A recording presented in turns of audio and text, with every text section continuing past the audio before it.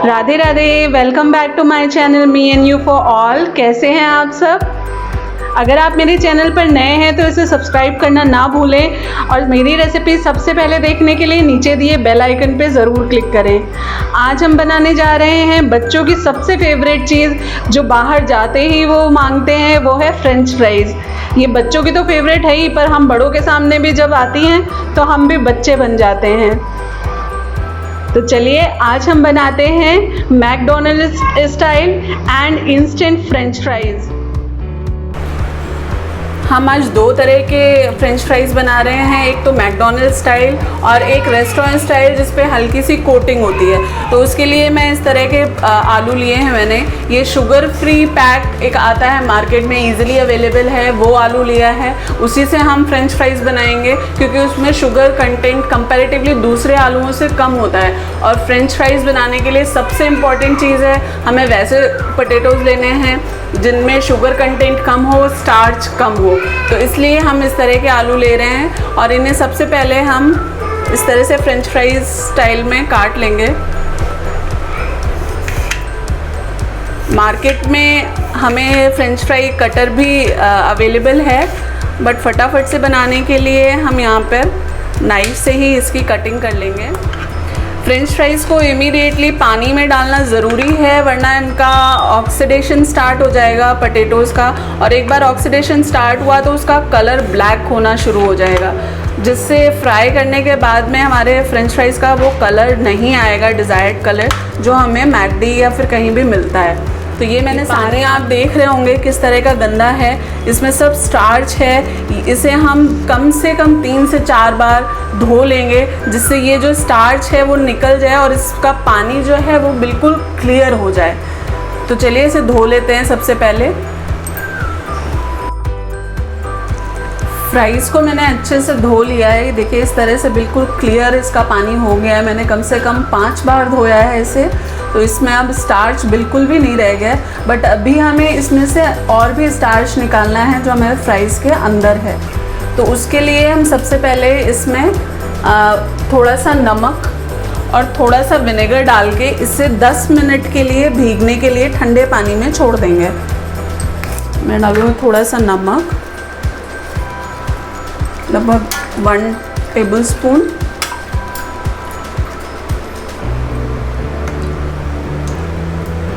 और 1 टेबलस्पून ही हम इसमें विनेगर डालेंगे।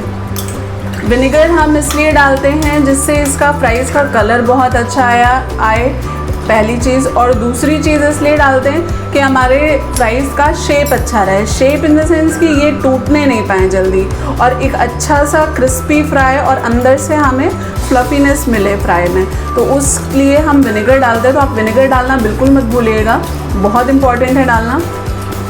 अब इसे 10 मिनट के लिए हम ऐसे ही ठंडे पानी में भिगा के छोड़ देंगे, और फिर अपने इंस्टेंट फ्राइज़ भी बनाएंगे, कोटिंग वाले और मैकडॉनल्ड फ्राइज़। जब तक हमारे फ्राइज़ पानी में भीगते हैं तब तक हम इंस्टेंट फ्रेंच फ्राइज़ बनाने के लिए उसकी कोटिंग को तैयार कर लेते हैं। उसके लिए मैंने ये लिया है चावल का आटा, ये मार्केट से लिया है मैंने। आपके पास अगर अवेलेबल नहीं है तो आप नॉर्मली चावल को आधा घंटे के लिए भिगा के और उसे ग्राइंड कर लीजिए, बिल्कुल फाइन ग्राइंड करिएगा। ये मैं लूँगी 2 चम्मच। और ये कॉर्नस्टार्च भी हमें 2 चम्मच ही लेना है। और एक बात का ध्यान रखिएगा कि आपको दोनों ही चीज़ें ऐड करनी हैं, कोई भी चीज़ स्किप नहीं करनी है। उसका रीज़न ये है कि जब हम अपने फ्राइज़ को इसमें कोट करेंगे तो जो कॉर्नस्टार्च है वो उस पर लेयर बनाने का काम करेगा फ्राइज़ पे, और जो चावल का आटा है वो उसके ऊपर एक और कोटिंग करेगा जो कि वो क्रिस्पी होगा जिससे। तो इसलिए आपको दोनों ही चीज़ें डालनी है। अगर आपने सिर्फ कॉर्नस्टार्च डाला तो उससे आपके फ्राइज़ सॉगी हो जाएंगे, और अगर सिर्फ आपने चावल का आटा डाला तो आपकी कोटिंग प्रॉपर तरीके से नहीं होगी, वो बिखर जाएगी। तो इसलिए सबसे पहले हम इसमें ये डाल लेंगे, और इसमें थोड़ा सा सीजनिंग के लिए डालेंगे नमक। अब हम बना लेंगे इसका थोड़ा थोड़ा पानी डाल के बैटर। हमें बिल्कुल रनिंग कंसिस्टेंसी का बैटर बनाना है। थिक नहीं बनाना है, तो इस बात का भी आप ध्यान रखिएगा। ये देखिए इस तरह का बैटर चाहिए हमें।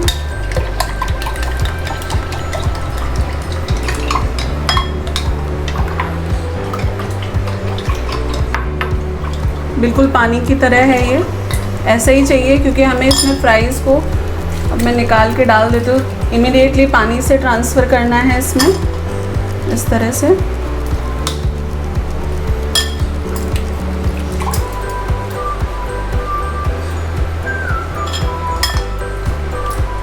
और इसे इसमें भी, बैटर में भी 5 मिनट के लिए भिगा के छोड़ देना है।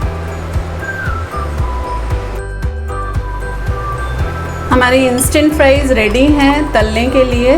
ये देखिए इस तरह से इस पे कोटिंग आई है, हल्की सी, बहुत ज़्यादा नहीं है। अब हम इन्हें तल लेंगे।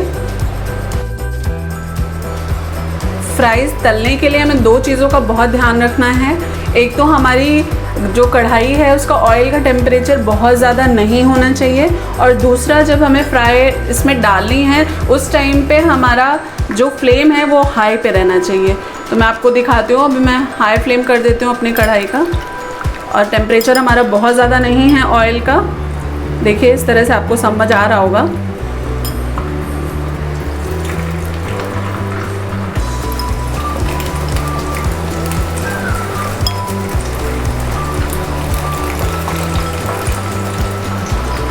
फ्राइज़ हमने डाल दिए हैं, फ्लेम हमारा हाई ही रखना है हमें।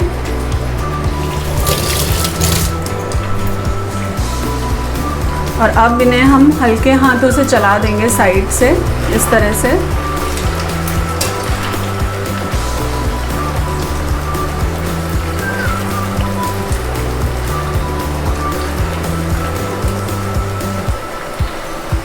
और इसे एक बार अच्छी सी कोटिंग आ जाने के बाद में इसे हम मीडियम फ्लेम पे फ्राई करेंगे।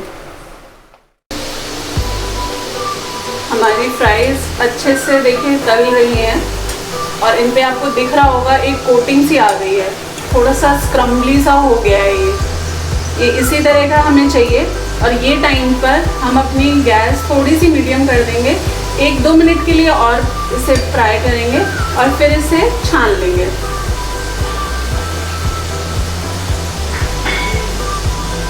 गैस ऑफ करके हम इसे छान लेंगे। ये हो गया, इस तरह का आएगा। ये हमने फर्स्ट फ्राइंग करी है, मीन्स अगर आपको ये पार्टीज़ में सर्व करने हैं तो ये टाइम पे आप फ्राई करके रख लीजिए, और जब आपके गेस्ट आ जाएं, आपका स्टार्टर स्टार्ट हो जाए, तब आप इसे इमीडिएटली गरम गरम तेल में डालिए, फ्राई करिए गोल्डन ब्राउन, लाइट ब्राउन होने तक, और सर्व करिए। ये देखिए इस तरह से मैंने इसको निकाल लिया है, तो दिखाता हूँ आपको। ये इस तरह का टेक्सचर आया है, और अगर ये आपस में चिपक भी गए हैं तो कोई बात नहीं, आप इसे ऐसे अलग करके रख लीजिए। हम अभी सेकंड फ्राइंग जब इसकी करेंगे तो ये वापस से वैसी हो जाएगी। देखिए इस तरह का इसका आया है। ये हल्का सा कोट है, बहुत ज़्यादा नहीं थिक है कि, और एक पास इकट्ठा भी नहीं हुआ है, तो हमें एग्जैक्टली ऐसा ही चाहिए। अब हम इसकी थोड़ी देर बाद दूसरी फ्राइंग कर लेंगे। फ्राइज़ हमारे ठंडे हो चुके हैं, और अब हम इन्हें आते हैं सर्व करने की बारी। तो सर्व करने के इमीडिएटली पहले हमें इन्हें वापस से रीफ्राई करना है। तो रीफ्राई करने के लिए आपको सबसे इम्पॉर्टेंट चीज़ ध्यान रखनी है कि इस टाइम पे आपका ऑयल का टेम्परेचर हाई होना चाहिए और फ्लेम लो होनी चाहिए, या मीडियम भी रख सकते हैं आप। तो ये बात का ध्यान रखिएगा, जो हमने स्टेप पहले फॉलो किया था उसका जस्ट ऑपोजिट करना है। और तो देखिए इसका कलर कैसे चेंज होना शुरू हो गया है।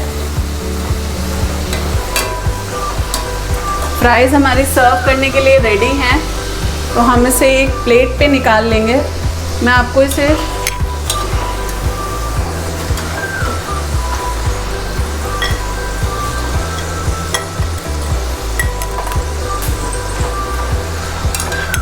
गैस ऑफ कर देंगे, और इसे सर्व करने के लिए प्लेट में एक निकाल लेंगे। पहले मैं आपको इसकी आवाज़ सुनाती हूँ। ये देखिए, आप इसमें ही देखिए छन्नी में कैसे आवाज़ आ रही है इसकी, और ये देखिए प्लेट में आई ना आवाज़। ये है मेन क्रंच इसका, तो हमें ये मेंटेन रखना है, इसलिए आपको इस तरह के टेम्परेचर कंट्रोल पे मेन ध्यान देना है।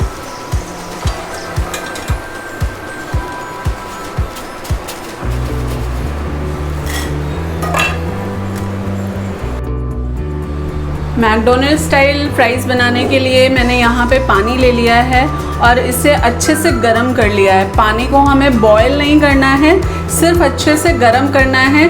इसमें से इस तरह से देखिए स्टीम निकलने लगी है, बस इतना ही हमें गरम करना है, इससे ज़्यादा नहीं करना है। और इसमें अब हम अपनी ये जो फ्राइज़ हैं इनको पानी में हमने जो भिगा के रखा था 10 मिनट के लिए, पानी से निकाल के डायरेक्टली ये गरम पानी में डाल देंगे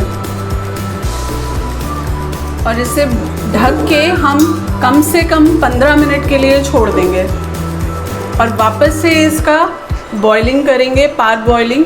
तो इसे 15 मिनट के बाद हम चेक करते हैं। हमारी फ्राइज़ 10 मिनट हो गया था गर्म पानी में डाल के और इसे मैंने स्ट्रेन कर लिया है इस तरह से और ठंडे पानी से साफ़ भी कर लिया है। अब हम इसे वापस से गर्म पानी में डालेंगे।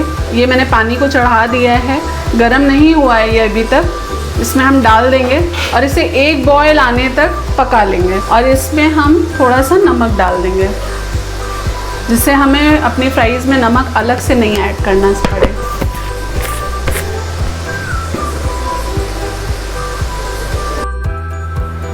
हमारी फ्राइज़ में इस तरह से बॉयल आ गया है। अब हमें गैस इमीडिएटली ऑफ कर देनी है और इसे स्ट्रेन कर लेना है और इस तरह से इसे किचन टाल पे डाल के हम आधे घंटे के लिए सूखने के लिए रख देंगे।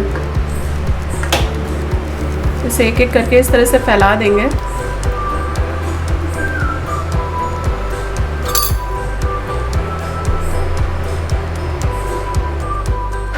हमारे फ्राइज़ अच्छे से ड्राई हो गए हैं और इनमें बिल्कुल भी स्टार्च या चिपचिपापन नहीं रह गया है और ये पार बॉइल्ड हैं तो आधे कुक भी हो चुके हैं। अब हम इसे 5 घंटे के लिए कम से कम डीप फ्रीज़ कर लेंगे और उसके बाद में इसकी फ्राइंग करके इसे सर्व करेंगे। आप ये स्टेज के बाद में डीप फ्रीज़र में डालने के बाद इसे 3 से 4 महीने के लिए स्टोर कर सकते हैं। इमीडिएटली निकालिए डीप फ्रीज़र से और इसे कढ़ाई में फ्राई करके और सर्व करिए।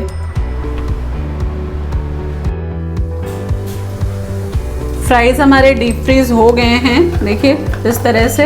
अब हम इन्हें डीप फ्राई करके और सर्व करेंगे। तो आइए इन्हें डीप फ्राई करते हैं। डीप फ्राइंग के लिए मैंने ये अच्छे से तेल को गरम कर लिया है और अब हम अपने फ्राइज़ इसमें डाल देंगे। आराम से डालिएगा क्योंकि फ्राइज़ हमारे ठंडे हैं बिल्कुल।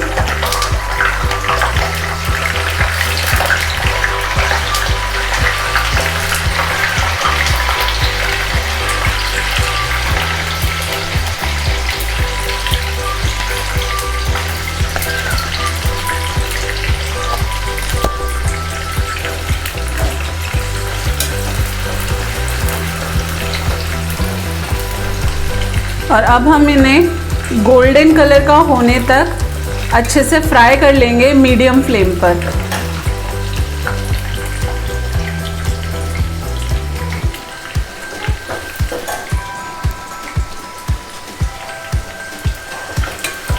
इसको बीच बीच में चलाते रहेंगे इस तरह से, जिसमें ये आपस में चिपके नहीं।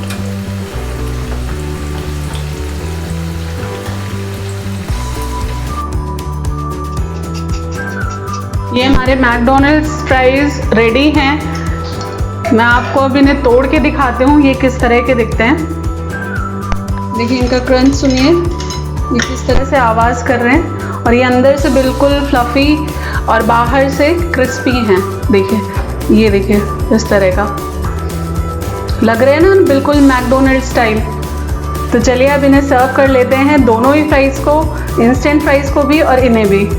लीजिए रेडी है हमारे McDonald style French fries and instant French fries. इन्हें मैंने सर्व किया है मेयोनीज़ और टमाटो सॉस के साथ। आप खाइए और मज़े लीजिए। और ये रेसिपी आपको कैसी लगी मुझे कमेंट सेक्शन में ज़रूर बताइएगा और इसे शेयर एंड लाइक करना ना भूलिएगा। Radhe Radhe, thank you.